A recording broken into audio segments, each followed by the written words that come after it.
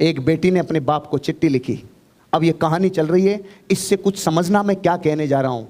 एक बेटी दूर रहती थी हॉस्टल में, अपने माता पिता को चिट्ठी लिखती है, पिताजी को प्रणाम करती है, माताजी को प्रणाम करती है चिट्ठी में और कहती है, मम्मी पापा भगवान की कृपा से आप भी अच्छे होंगे, मैं भी अच्छी हूं, मैं यहाँ खुश हूँ, मैं यहाँ ठीक हूँ। बस थोड़े दिनों पहले मेरे हॉस्टल में आग लग गई थी, जिसकी वजह से मैं थोड़ी आग में जल गई, तो थोड़ी सी तकलीफ थी, बाकी सब सही है। उस लगी हुई आग की वजह से मुझे खिड़की से बाहर कूदना पड़ा। पहली मंजिल से कूदने की वजह से मेरे टांग में थोड़े फ्रैक्चर आए, इसलिए अब कोई दिक्कत नहीं है, अब मैं ठीक हूँ। वो जब तकलीफ हो गई कि मेरे यहाँ आग लग गई, तो एक लड़के ने मुझे आश्रय दिया, उसके अपार्टमेंट को उसने मुझे रहने के लिए दिया, तो मुझे बहुत अच्छा लगा, प्रकृति ने मुझे मदद की, मैं ठीक हूँ।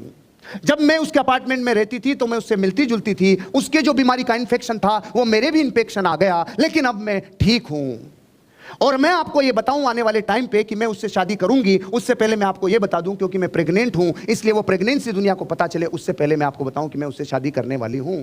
बाकी सब ठीक है। और आप इस बात को जानकर खुश होंगे कि आप नाना नानी बनने वाले हैं। आप और हम बहुत खुश होंगे जब मैं उससे शादी करूंगी, ये खबर मैं आपको देने वाली हूं। बाकी सब ठीक है। और आप बताओ आपके यहाँ कैसा चल रहा है? मेरे यहाँ सब ठीक है। और मैं आपको जानकारी दूं, मेरी जिंदगी में सब अच्छा चल रहा है। बस एक टॉपिक था कि मेरे एग्जाम थे और मैं केमिस्ट्री के पेपर में फेल हो गई। ये बात में मुझे आपको बतानी थी। और सच बताऊं तो मुझे बात सिर्फ यही बतानी थी कि मैं केमिस्ट्री के पेपर में फेल हो गई। उससे पहले की सारी बातें बेकार थी, वो सब झूठ थी। बताना सिर्फ ये था कि मैं केमिस्ट्री के पेपर में फेल हो गई। ना आग लगी, ना मैं खिड़की से कूदी, ना मेरे को वो लड़का मिला, ना कोई इन्फेक्शन हुआ, बस मैं फेल हो गई।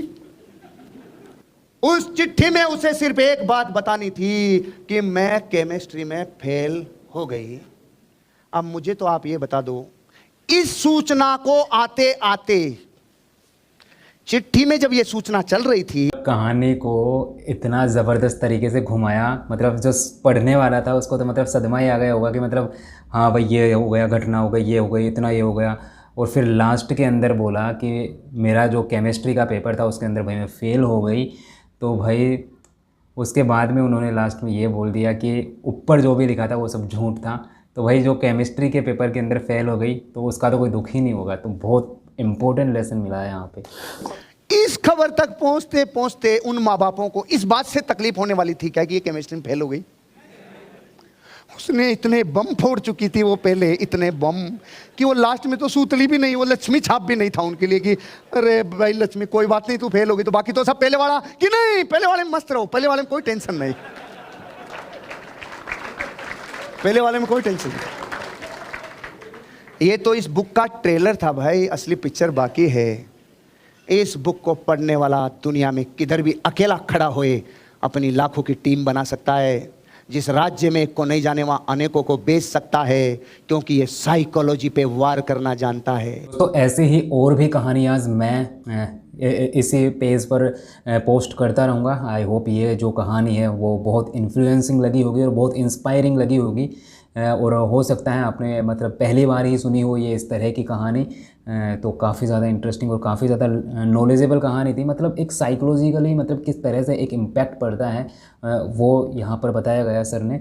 और इसी तरह की और 3 कहानियाँ और हैं इसी तरह की है, तो वो नेक्स्ट आने वाले डेज़ के अंदर मैं इसी पेज पर पोस्ट करने वाला हूँ। तो अगर आपने इस पेज को फॉलो नहीं किया तो पेज को फॉलो कर लेना और वेट करना, कभी भी मतलब पोस्ट हो जाएगी। तो जैसे ही पोस्ट होगी आपके मतलब टाइमलाइन पर वो डेफिनेटली आ जाएगी। Thank you for watching this video. कहानी आपको कैसी लगी कमेंट्स के अंदर लिखकर ज़रूर बताना।